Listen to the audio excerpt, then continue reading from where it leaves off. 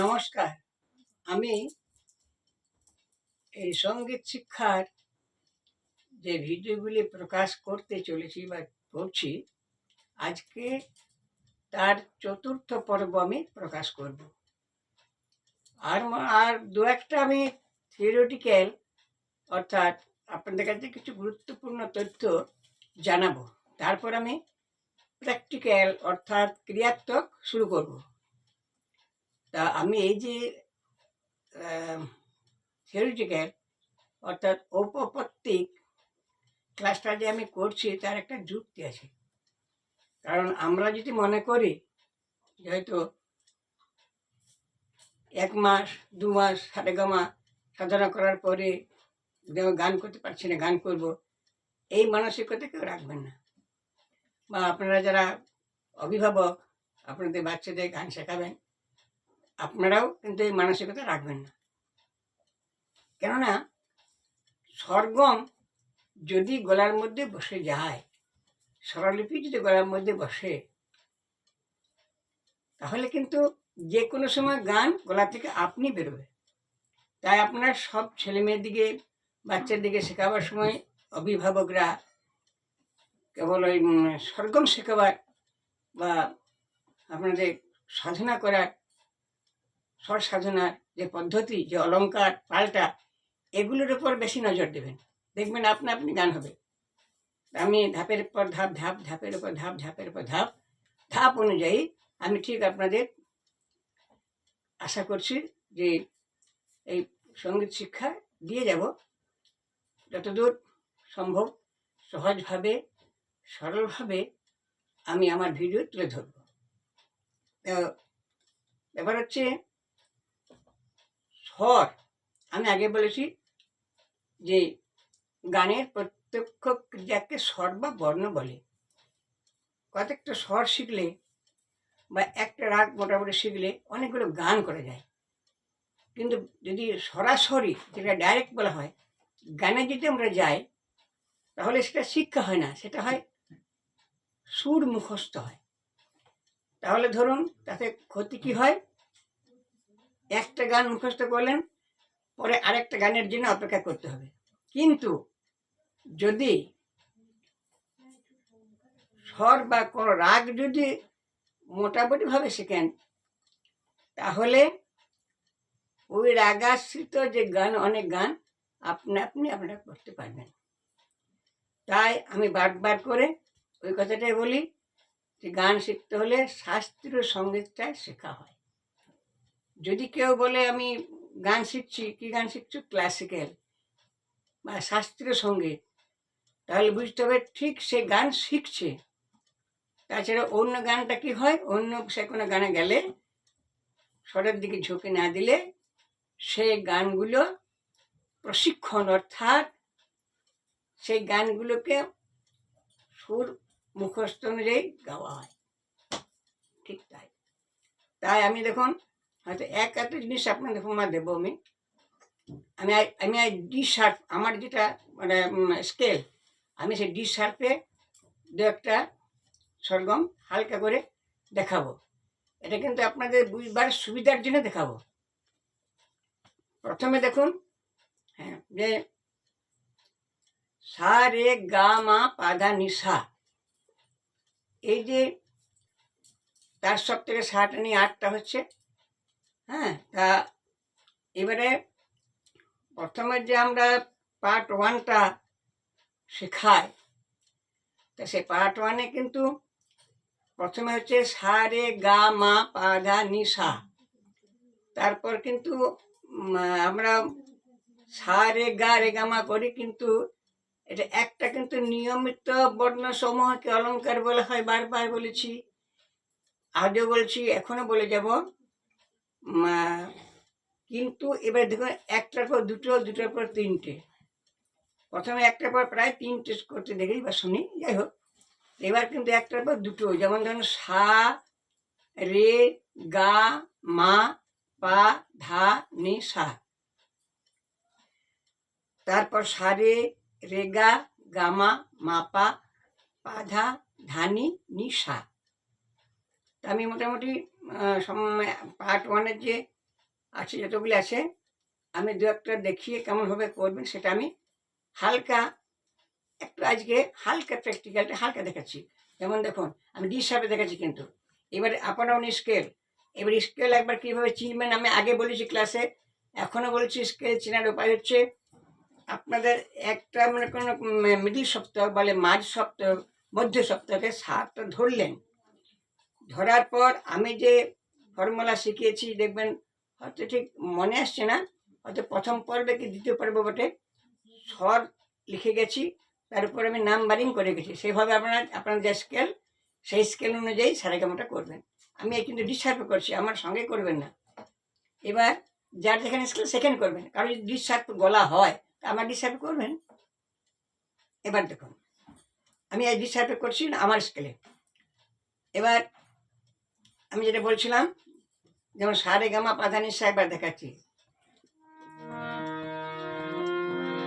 সারে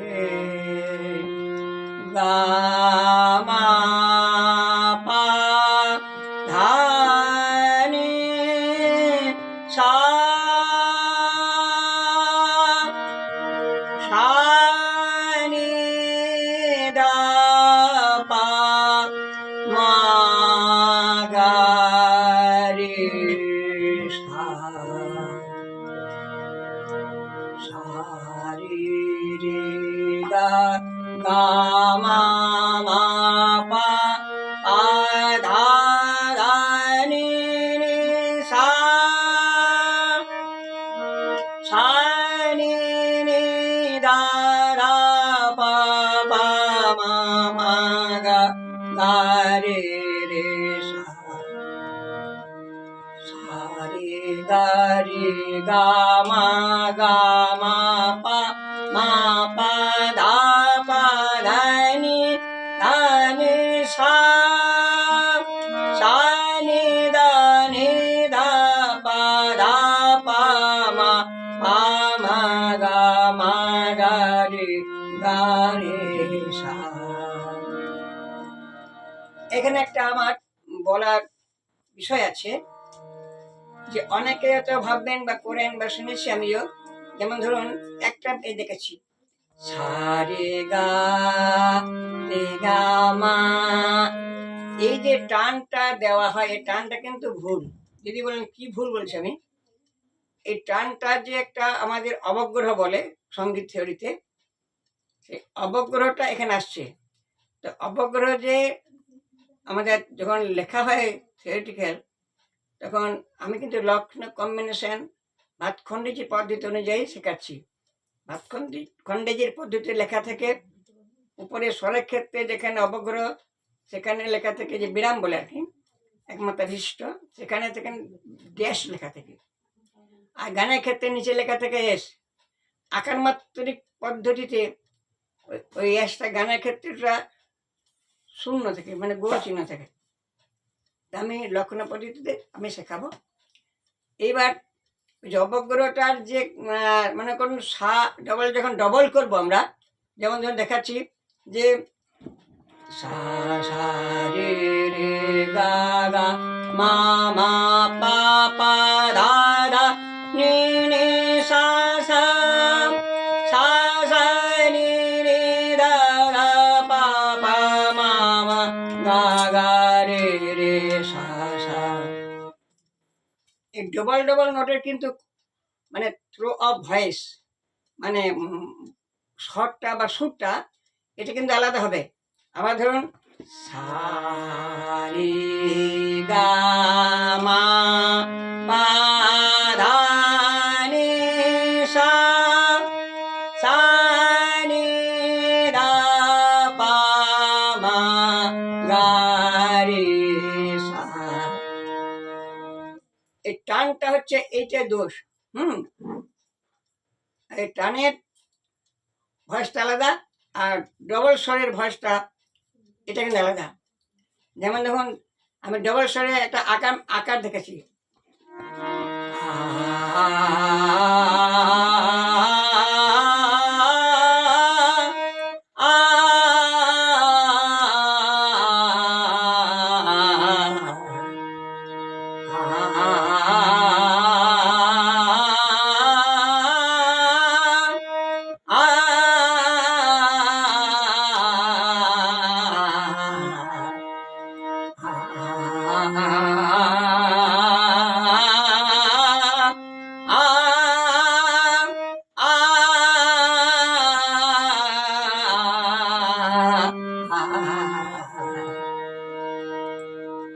এবার এটা ড্যাশ দেখুন, আ আ আ আ আ।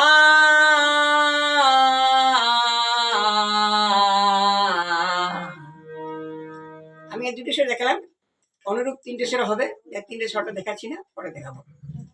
এবার তাহলে কি হলো জানেন, ওই যে শর্ট দিয়ে যদি যেটা করলাম সেটা গলার কিন্তু এটা এলো, হ্যাঁ। আর এবার ওটা একমাত্র বিশিষ্ট। যাই হোক, এটা পার্ট ওয়ানে যদি আমি যেভাবে দেখাচ্ছি সেভাবে যদি করা হয়, তাহলে দেখুন যে মাত্রা তাল বা মাত্রা, এটা কিন্তু তাল কাটবে অটোমেটিক আপনা আপনি। যদি তালে একটু যদি কাঁচা থাকে, একটু যদি দুর্বল থাকে, তো এইভাবে যদি সরগমটা পার্ট ওয়ান থেকে সাধে, আপনারা যদি সাধেন, তাহলে কিন্তু আর তালটা কিন্তু কাটবে না, আপনার অজান্তেই দেখুন তাল ঠিক হয়ে যাবে। আমি প্রথমে ধরুন হয়তো সাদা গামা পাদা নিশা সানি ধাপা মা গারেসা করলেন, তেতাল হয়ে যাবে, এটা তেতাল হয়ে গেল। আবার সা রে রে গা গামা, এটা তো কারো বাজলো। আবার সা রে গা রে গামা গামা পা মা পা ধা পা দা নি রে রে সা সা নি রা নি ধা পা ধা পা মা গা রে সা, এটা দাদরা হলো।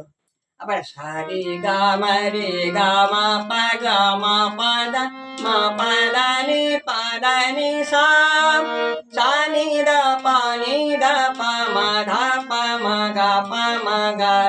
মা গা রে সা। যাই হোক, এভাবে আমাদের আটটা চলবে, হ্যাঁ। তাই এইটা দেখুন, আমরা তিতাল, তারপর কাহাত ফা বা কাহাত বা দাদরা ইত্যাদি ইত্যাদি ভাবে আমাদের অজান্তে, মানে বাচ্চাদের হোক বড়দের হোক, কোনোদিন আর তাল কিন্তু তাল সম্পর্কে তাকে আর মানে অন্যভাবে বোঝাতে হবে না, আপনা আপনি তালটা মাথায় বসে যাবে। আর এখানে যদি সারে গা রে গা মা এই গান প্রথম দিকে তাল গান থাকলো, ওটা কিন্তু আলাদা রকম হবে, হ্যাঁ। বেশ, ঠিক আছে। তা যাই হোক, পরের ক্ষেত্রে আজকে যে আমি এপিসোডটা তৈরি করলাম বা যে ভিডিওটা প্রকাশ করলাম, নিশ্চয়ই আশা করি আপনাদের কাজে আসবে। আর দু একটা আমি থিওরিটিক্যাল ক্লাস করে এবার আমি প্র্যাকটিক্যাল শেখাবো। এবার আমার ইচ্ছা আছে ভবিষ্যতে সরগমের উপরে যে কীর্তন, সেভাবে আমিও শেখাবো। যেমন দেখুন, আমি একটু হিন্টস দিচ্ছি, একটু সামান্য আভাস দিচ্ছি। যেমন দেখুন, রে রে গামা পা, এইভাবে আর কি, রে রে গামা পা পা ধা পা মা গামা রে গামা পা, এইটুকু দেখালাম। এই যে রে রে গামা পা যদি গলায় বসে যায়, তাহলে দেখুন একটু আখর দেখুন কীর্তনের, মধু কইরে কইরে আমার মধু কইরে, ছোট্ট করে দেখালাম। তারপরে ভবিষ্যতে যখন আমি এইভাবে স্বল্প অনুযায়ী কীর্তনটা শেখাবো, তখন দেখবেন মানে কত সহজ হবে। স্বরলিপি মানে চর্চা করলে, স্বরলিপিকে ভিত্তি করলে কীর্তনে কত সময় মাধুর্য আসে। আচ্ছা, আর একটা দেখাচ্ছি ছোট্ট করে, পাশানি দানি ধা পাশানি দানি ধা পাপা ধা পাদমা মা পা। বেশ, তো এটা কিন্তু ওই আগে যেটা এখন দেখালাম রেদা গা পা বধু কইরে, এটা কিন্তু শুদ্ধ স্বরের উপরে গেল। এবার শুদ্ধ কোমল এই দুটি কিন্তু আমাদের সমাবেশে দুটি কম্বিনেশন, আর শুদ্ধ বিকৃত স্বর এবং অবিকৃত স্বরের কম্বিনেশনে বা শুদ্ধ স্বর বা বিকৃত স্বরের কম্বিনেশনে এই কীর্তনটা আসছে। যেমন এটা একটা শুদ্ধ নিয়ে কমল নেই, যেমন এখানে একটা কমল নি কিন্তু ইউজ করলাম। যেমন ধরুন, বধুর নাগিয়া সে বিছাইনু গাঁথিনু ফুলের মালা, তাহলে মানে পাশা নিধা কমলি ধা পা সা শুদ্ধ নিদা কোমল নিদা পা পা ধানি পাধা মা পা পা। এই যে ডবল নোটের কাছে দেখালাম, ধানি পাধা মা পা পা। এইবার আমি যেভাবে বলছি ওই যে সরগম সাজানোর ব্যাপারটা এখানে এলো কিন্তু ডবল ডবল নোট। হ্যাঁ, তাহলে বেশ আমি আর ভিডিওটা আজকের এই এপিসোডটা এই পর্বটা আর আমি মানে বর্ধিত করছি না, আর বাড়াচ্ছি না। পরের এপিসোডে পরের ক্লাসে আমি আরো বিস্তারিত হয়ে একটু একটু করে আপনাদের কাছে তুলে ধরবো। যদি ভালো লাগে, যদি আপনাদের কাজে লাগে, তাহলে আপনারা শেয়ার করবেন। আর যদি কিছু জানার ইচ্ছা থাকে অবশ্যই কমেন্ট করে বলবেন। যদি আমারও জানা থাকে, কেউ তো বলতে পারে না যে সব জানা আছে, অবশ্যই আপনাদেরকে আমি বিস্তারিতভাবে সহজভাবে আপনাদের কাছে তুলে ধরবো। আর আমার নিজস্ব ইউটিউব চ্যানেলে যারা সাবস্ক্রাইব করেছেন তাদেরকে অজস্র ধন্যবাদ। আর যারা এখনো করেন নাই তারা অবশ্যই আমার নিজস্ব ইউটিউব চ্যানেলটা সাবস্ক্রাইব করে আমাকে আরও উৎসাহিত করুন, যাতে আমি আপনাদের কাছে আরও এই সঙ্গীত শিক্ষাটা সহজভাবে তুলে ধরছি। আর বারবার বলছি কিন্তু, তো এরকম মানসিকতা রাখবেন না যে দিন কয়েক সরগম মানে সাধনা করে যেন গান গাইতে পারে। যাই হোক, এই পর্যন্ত, নমস্কার, ভালো থাকবেন।